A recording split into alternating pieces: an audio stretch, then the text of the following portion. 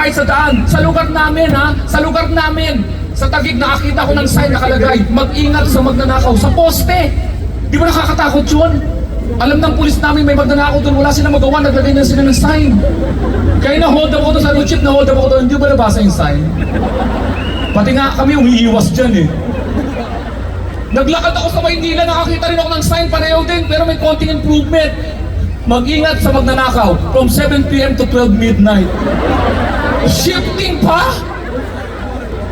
Kaya nanonood ako ng flood control, dapat baguhin niyo yung sign. Mag-ingat sa magnanakaw, 24 hours. Di ba?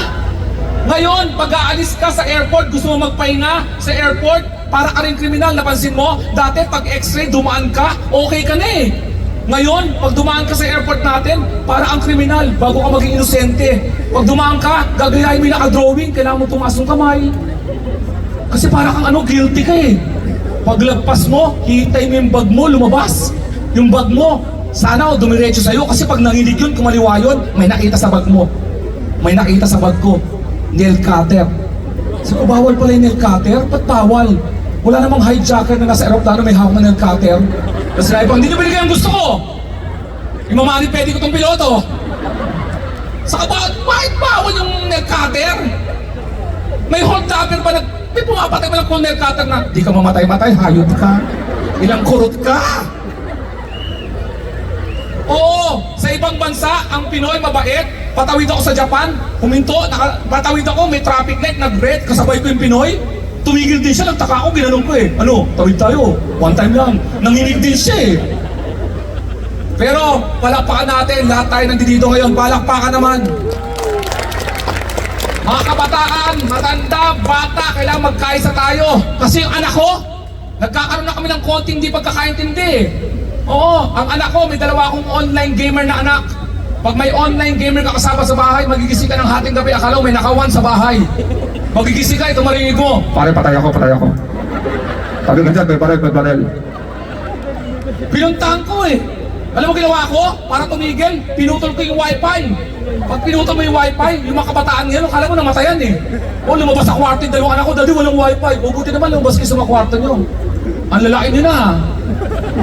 Huli ko kayo nakita, maliit pala kayo mga hayop kayo ah. Yabang ng anak ko ngayon, pinagmamalaki. Daddy, ang boy band namin, BTS saka 17. Tamo, diyan pala, hindi tayo nagkakaisa. Ang boy band, Backstreet Boys. Bakit? 5 lang sila.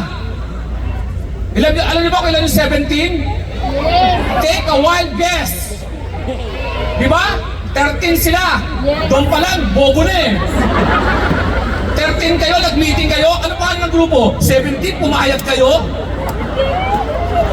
Saka kung 13 kayo, hindi boy band yun. Choir yun. Alam niyo ba yung BTS, yung dalawa to nagpahinga? Anong ginawa? Military service. Wow, ang boring. Alam niyo ba yung boy band namin, pag nagpahinga, nagdroga. Nasa rehab. Ano ba? Mga kabataan niya, pinagmamalaki yung Spotify. Daddy, if you want to hear music, Spotify. Dance music, Spotify. Love song, Spotify. Kaya boring ang buhay nyo. Kami, nung lumalaki kami, wala kaming control sa music. Pag sakay namin sa jeep, kung anong tugtog, yun ang music. Kahit umiiyak kami, pag sakay namin sa jeep, never gonna give you up, never gonna let you down. Wala kaming magagawa, adjust kami. Kaya nga naging team song ko ng Shota ko, Saving All My Love For You eh. 25 years later, nalaman ko, pangkabit pala. A few stolen moment is all that you share. You got your family. Akala ko, nanay at tatay ngayon. Mga kabataan, mga tao na dito ngayon, jeep ang kinalakihan ko. Sino bang mga nag-jeep dito? Marami akong natutunan sa jeep. Noong 80s, yan talaga ang aming yan ang aming status symbol. Hindi namin pinapansin yung mga kalawangin. Pinapansin namin may stainless, tapos nakaset up yung tuks. Yung kahit nasa jeep na kayo, hindi kayo nagkakarinig ng driver. Para! Tuks. Makati ka bababa, Quezon City ka na nakababa. Alam mo, pag gusto ko ang jeep, natuto ako doon ng eye contact at negotiation.